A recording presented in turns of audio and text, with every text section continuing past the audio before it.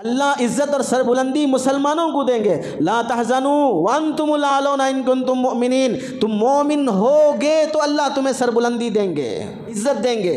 तुम्हारे ईमान का जायज़ा क्या है? हम मुसलमान हैं, यकीनन मुसलमान हैं। क्यों? इस वास्ते कि हमारा नाम मुसलमान है, बाप मुसलमान है, महल्ला मुसलमान है, आधार कार्ड में मुसलमान है, पासपोर्ट में मुसलमान है, लोग मुसलमान समझते हैं, सरकार मुसलमान समझती है। इस वास्ते मुसलमान है या इस वास्ते मुसलमान है कि इस्लाम सही मज़हब है, हम अल्लाह की खातिर मुसलमान हैं।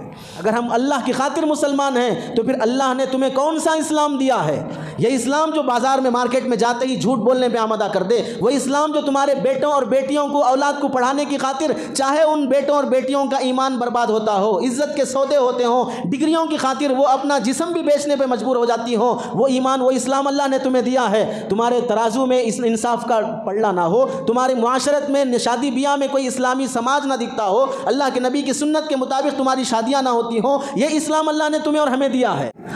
अब इस ज़माने में वो अबू जहल, वो वलीद बिन मुग़ीरा, वो उस दौर का फ़िरऔन, उस दौर का नमरूद, उस दौर के ज़ालिम बादशाह, वो मुसलमानों को हालात और मुसीबतों में घेरे इस तरीक़े से जो अभी आपके सामने बयान हुए। इस दौर में भी अबू जहल हैं, इस दौर में भी फ़िरऔन हैं, इस दौर में भी वलीद बिन मुग़ीरा हैं, इस दौर में भी नमरूद हैं। नाम बदले हुए हैं और सज़ाओं के तरीक़े बदले हुए हैं। मुसलमानों को इस्लाम से हटाने के लिए अब उन्हें अंगारों पर लिटाया नहीं जाएगा, उन्हें लोहे की सलाखों से जागा नहीं जाएगा, उन्हें शोबे अबी तालिब की तरह बाइकाट नहीं किया जाएगा। ये सब अज़ाब उन पर आएंगे, लेकिन बदल कर आएंगे, बदली हुई शक्ल में आएंगे। क्या है उसकी बदली हुई शक्ल?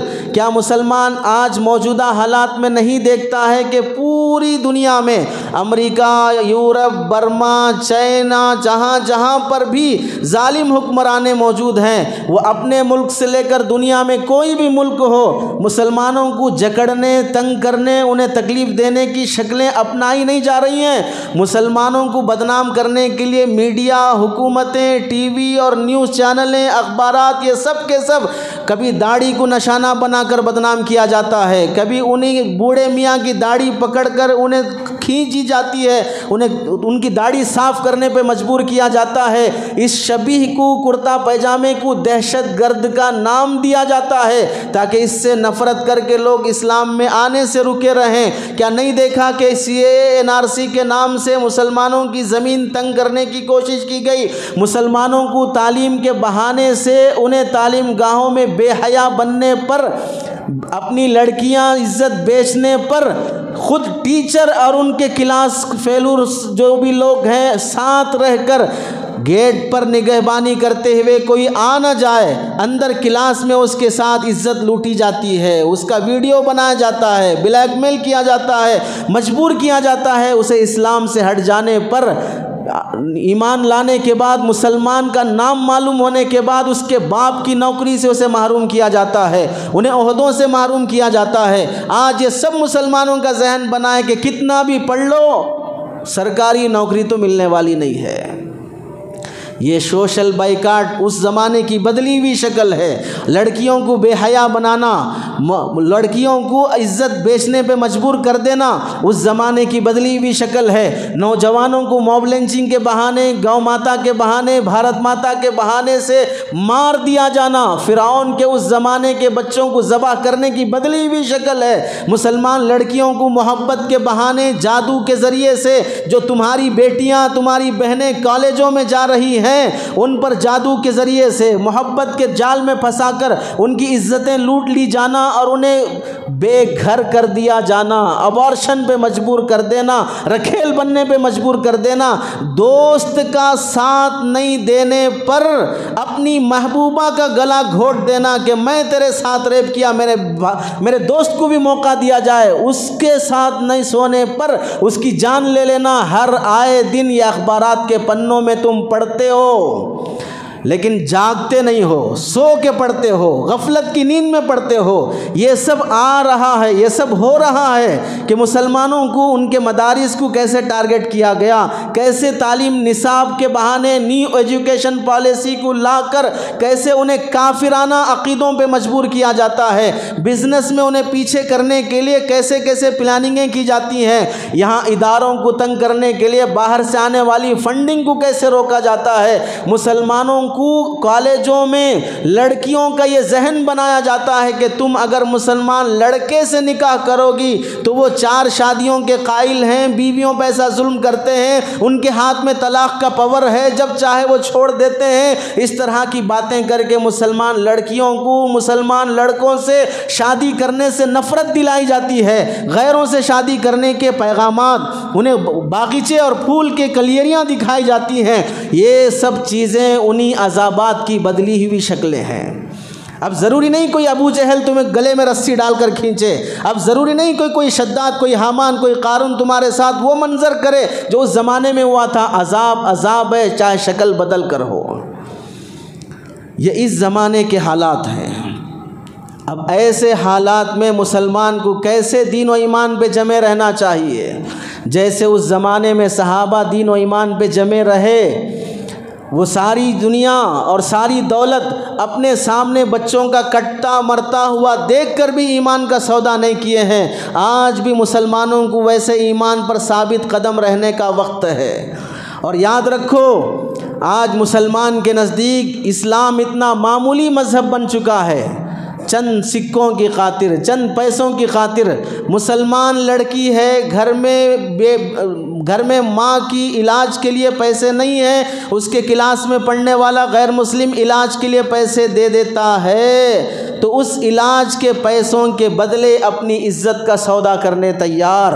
मुसलमान लड़की है, उसे कॉलेज की फ़ीस भरने के लिए पैसे नहीं है, एग्ज़ाम फ़ीस के लिए पैसे नहीं है, कोई दूसरा उसे वो पैसे दे देता है तो उस पैसे की खातिर इज्जत का सौदा करने तैयार। मुसलमान लड़की है, उसे शौक़ चढ़े हैं बड़े बड़े होटलों के खाने के, बड़े मेकअप करने के सामान के, एक मेकअप बॉक्स की खातिर, एक पाउडर की खातिर, उसके सेंट और परफ्यूम की खातिर उसके साथ इज्जत का सौदा करने तैयार। ये लड़कियां मुसलमान लड़कियों के साथ आए दिन हो रहा है।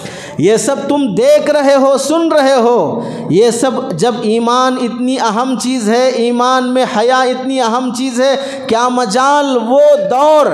हज़रत उम्मे हबीबा रज़ी अल्लाह ताला अन्हा नबी की बीवी हैं और अबू सुफियान वालिद हैं, बाप हैं। अल्लाह के नबी से बात करने के लिए मदीना आते हैं, बाप आया है लेकिन काफिर है, बैठने के लिए घर में आकर नबी के बिस्तर पे बैठना चाहते हैं। हज़रत उम्मे हबीबा बेटी अपने बाप को उस बिस्तर पर बैठने नहीं देते हैं और बिस्तर हटा लेती हैं कि मेरे शोहर अल्लाह के नबी का बिस्तर है और आप काफिर हैं, आप मेरे शोहर नबी के बिस्तर पे नहीं बैठ सकते आप।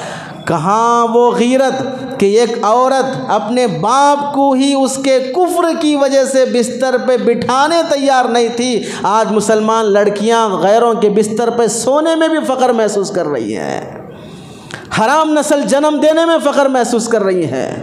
एक एक ज़िले की 400 लड़कियां गैरों के साथ जा रही हैं। क्या कोई बाप ये देखकर ये सुनकर गवारा करेगा कि उसकी बेटी जिस लाड़ प्यार से उसे पाला था, जिस मुसीबतों में उसका सहारा बना था, कौन बाप ऐसा नहीं है जो अपनी बेटी को सड़क पर आ जाना देखकर भी खामोश रह जाता हो।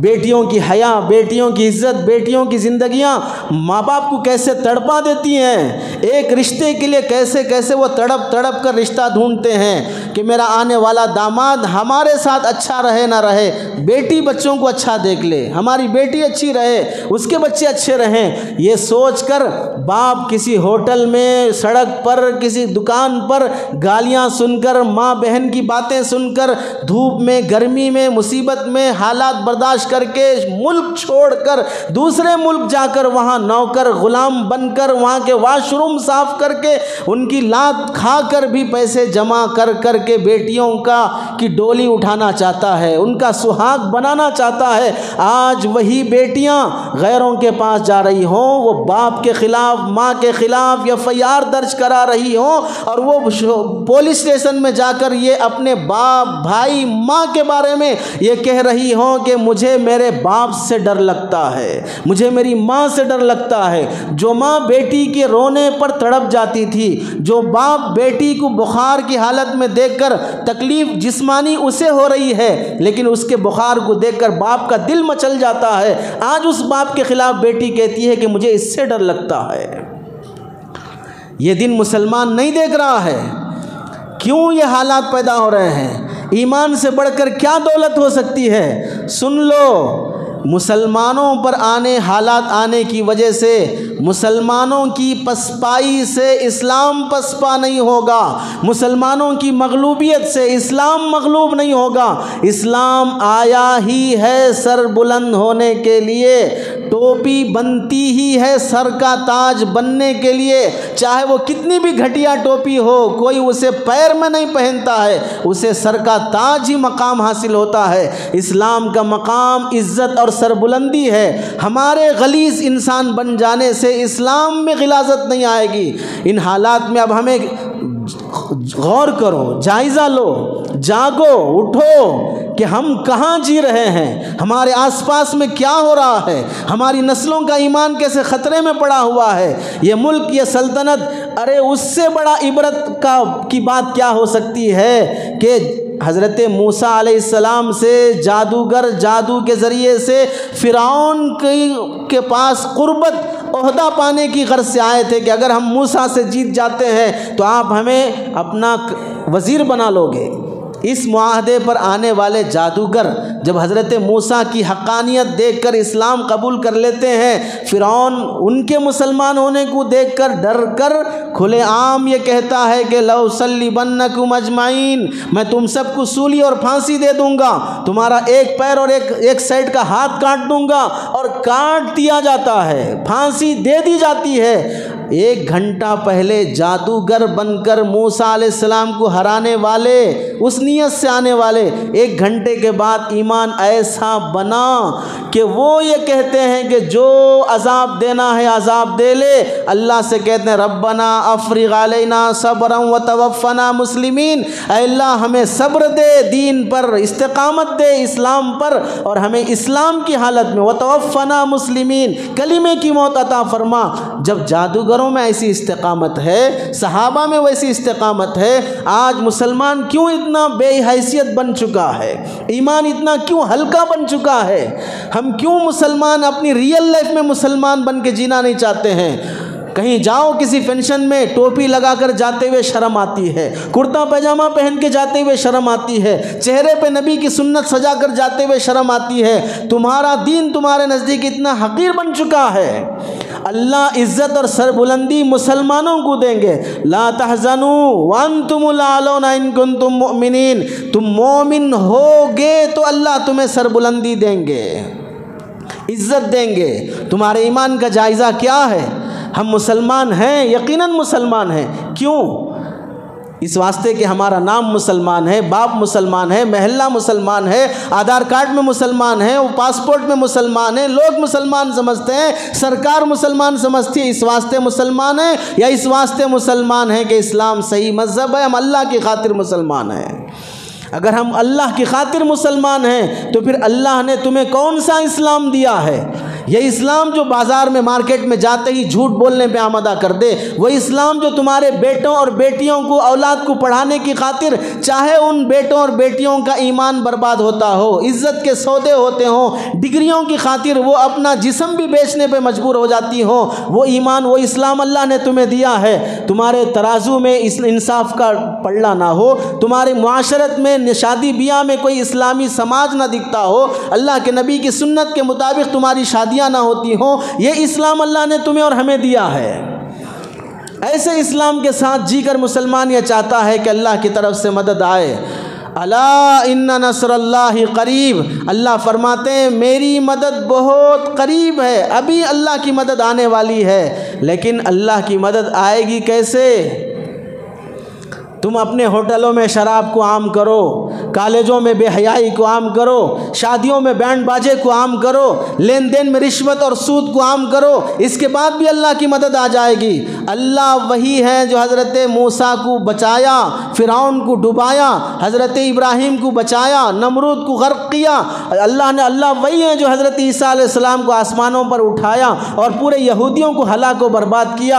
हर ज़माने में अपनों को बचाने वाला और दुश्मनों नाफरमानों को हलाक करने वाला अल्लाह अपनी पूरी ताकत और पावर के साथ अब भी बाहयात हैं, अब भी अल्लाह ताला ज़िंदा हैं, अब भी उसी ख्याल और उसी पावर के साथ हैं। अगर बदला है उन हालात और उस नुसरत और मदद से दूर होने की वजह पाई जाती है तो मुसलमानों में पाई जाती है। उन लोगों में वो कशिश थी जो अल्लाह की मदद को खींच लिए। आज हमारे अंदर वो कशिश नहीं है जो अल्लाह की मदद को खींच सकें। अपनी ज़िंदगी में मुसलमान बन के दिखाओ, अपने फील्ड में मुसलमान बन के दिखाओ। चाहे पूरी दुनिया लुट जाए, हम खाली हो जाएं, यहाँ तक के मरने के बाद हमें ज़मीन का 2 गज़ ज़मीन ना मिले, कफनाने के लिए 2 गज़ का कपड़ा ना मिले, खाली हाथ नंगे मर जाओ, लाश को बहा दिया जाए, लेकिन फिर भी ईमान के साथ मरेंगे और ईमान के साथ जिएंगे। इस अज़्म के साथ जो मुसलमान जीता है, अल्लाह मरने से पहले ही उसे जन्नत दिखा देते हैं, मरने से पहले ही उसे फरिश्ते दिखा देते हैं, मरने से पहले ही उसके नामे आमाल दिखा देते हैं। और जो डर डर के जीते हैं वो जीते जी मर जाते हैं, वो हर दिन मरते हैं। उनकी नस्लें उनकी गोदों में पलते हुए यहूदी या ईसाई और गैरों का बिस्तर बनते हुए वो तड़पते रहेंगे, लेकिन वो कभी कभी अपनी औलाद को बचा नहीं सकते और ना अपना ईमान बचा सकते हैं। इस वक्त सबसे बड़ा जोहर, सबसे अहम गोहर वो हमारा ईमान है जिस पर हम जी रहे हैं। इसलिए मुसलमानों, तुम्हें मुसलमान होने पर फ़ख्र होना चाहिए, डॉक्टर होने से ज़्यादा, इंजीनियर होने से ज़्यादा, मालदार होने से ज़्यादा। मैं मालदार, डॉक्टर, इंजीनियर, वज़ीर, लायर बाद में हूँ, मैं सबसे पहले मोहम्मद मुस्तफ़ा का ग़ुलाम हूँ।